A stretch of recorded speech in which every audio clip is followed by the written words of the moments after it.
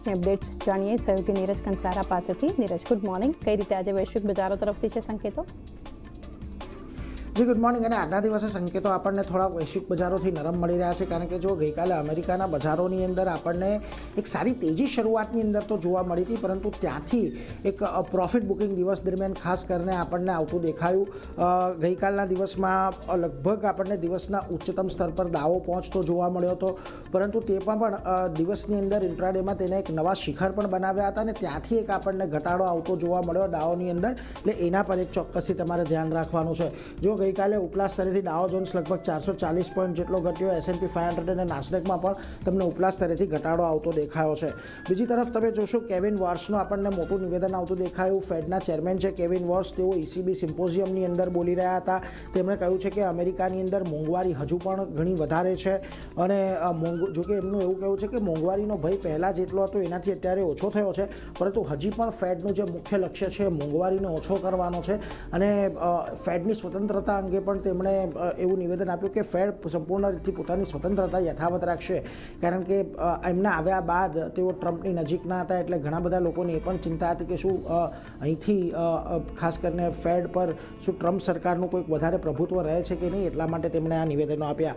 આ બધાની વચ્ચે US ઈરાનના અપડેટની વાત કરી લઈએ તો જુઓ, કતરની અંદર US ઈરાન વચ્ચે અપ્રત્યક્ષ વાતચીત થયાના સમાચાર સામે આવ્યા છે। ટ્રમ્પે એવું કહ્યું છે કે ઈરાન પર અમે 3 રાત કડક કાર્યવાહી કરી હતી અને ત્યારબાદ પણ અમારી અત્યારે વાતચીત ચાલુ છે, લગભગ સારી રીતે વાતચીત આગળ વધી રહી છે એવું તેમનું કહેવું છે।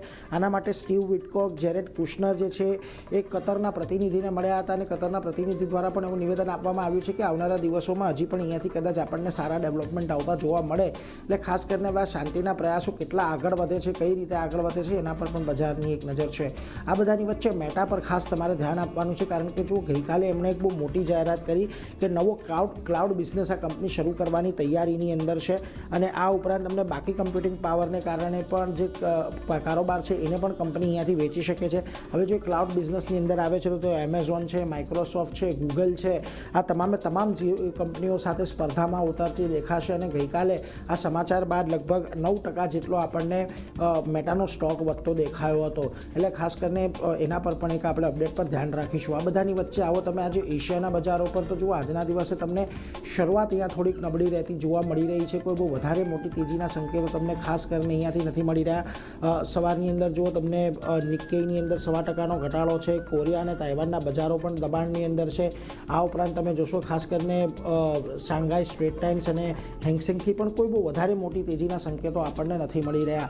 હવે ગઈકાલે આપણે ફરી પાછી એક સારી તેજી દર્શાવીથી નીચલા સ્તરેથી 24,000ની ઉપર આવીને આપણે બંધ થયા હતા અને આજના દિવસે જે ગિફ્ટ નિફ્ટી આપણને સંકેત આપી રહ્યું છે, થોડી તેજીને આપી રહ્યું છે। 24,092 પર નિફ્ટી ફ્યુચર્સ બંધ થયા હતા, 24,186-87ના ગિફ્ટ નિફ્ટી સંકેત આપી રહ્યું છે, એટલે 101 પોઈન્ટનો 91 પોઈન્ટનો ઉછાળો આવે એ અહીંયાથી શક્યતા છે, પરંતુ ખાસ એ જોવાનું રહેશે કે શું ઉપરના લેવલ પર આજના દિવસે તેજી તકે છે કે નહીં। એટલે ઓવરઓલ વૈશ્વિક બજારોથી સંકેતો નબળા છે, પરંતુ ગિફ્ટ નિફ્ટી થોડીક પોઝિટિવ ઓપનિંગના સંકેતો ચાંદની આપણને આપી રહ્યું છે।